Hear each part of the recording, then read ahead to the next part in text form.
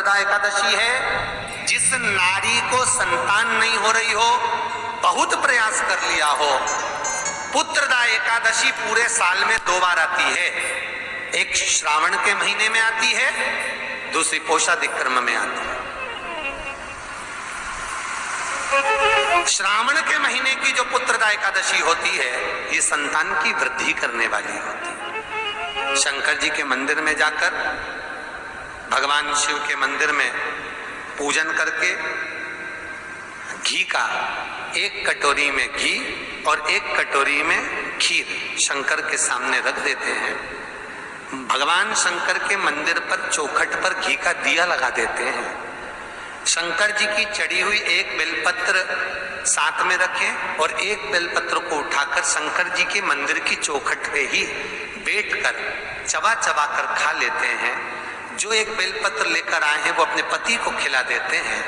कहते हैं पुत्रदा एकादशी के दिन ये कर लेने पर शनि की जो पत्ती होती है,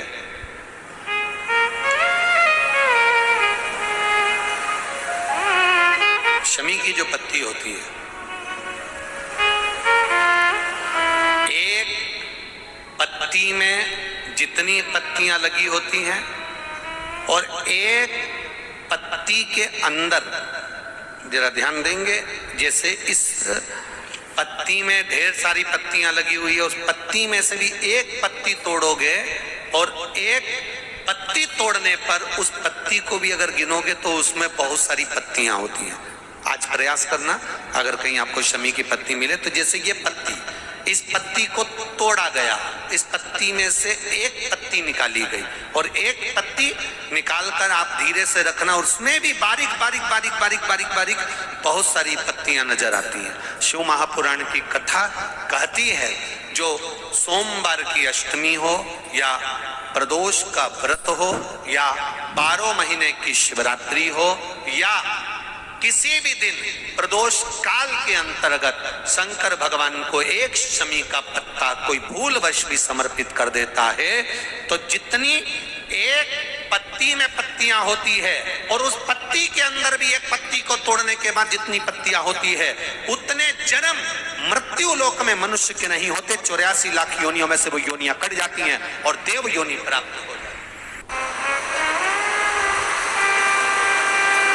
हरतालिका तीज होती है इधर छत्तीसगढ़ में, जम के तो बोलो, होती है। फुलेरा बनता है, बनता है। प्रयास करो 5 या 7 फुलेरे का दर्शन। आप हरतालिका तीज का व्रत करते हैं, नहीं करते हैं, आप हरतालिका तीज करते हैं, नहीं करते हैं, आपके परिवार में हरतालिका तीज होती कि नहीं होती, आपके यहाँ हरतालिका तीज का पूजन होता कि नहीं होता, उससे कोई मतलब नहीं। अपने मोहल्ले में देखो, अपने गांव में देखो, अपने नगर में देखो, अपने क्षेत्र में देखो, अपनी कॉलोनी में देखो, अपनी सोसाइटी में देखो, जहां पर हरतालिका तीज का पूजन हो रहा हो, विनती कर कर 5 या 7 फुलेरे का दर्शन अवश्य करो। बन सके किसी भी वृक्ष की पत्तियों को तोड़कर 5 फुलेरे का दर्शन करने जाओ तो शंकर भगवान को समर्पित जरूर करो। फुलेरे का दर्शन जरूर। आप पूजन करते हैं, नहीं करते, आपके यहाँ हरतालिका तीज होती है कि नहीं होती, उससे मतलब मत रखो। और 5 फुलेरा या 7 फुलेरे का दर्शन कर कर बड़े प्रेम से भजन गाकर, दर्शन करने का मतलब ये नहीं है कि मैं दर्शन करे और तुरंत भग लिए, नहीं, बैठे हो, मैं भजन चल रहा है, 1 भजन 2 भजन तुम भी गा कर आओ, नहीं गा कर आओ तो चिल्ला कर आओ, श्री शिवाय नमस्तुभ्यम।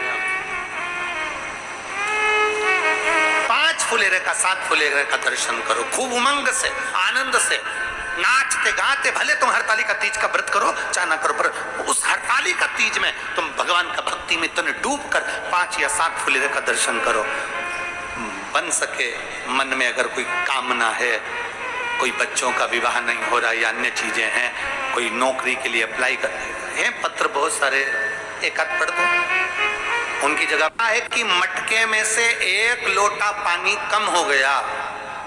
तुम्हें लगता है टंकी में से 1 लोटा पानी कम हो गया क्योंकि हमने शंकर जी को चढ़ा दिया, पर याद रखना एक लोटा जल का महत्व कोई माता पार्वती से पूछे, और अगर आप कभी शिव पुराण की कथा आपके घर में हो तो गीता प्रेस गोरखपुर की शिव पुराण अगर आपके घर में है तो पार्वती खंड को पढ़ना। पार्वती खंड में आता है माता पार्वती जी ने एक लोटा जल शंकर भगवान को समर्पित कर कर शिव से सारी सिद्धियां प्राप्त कर ली थी, सारी सिद्धियां।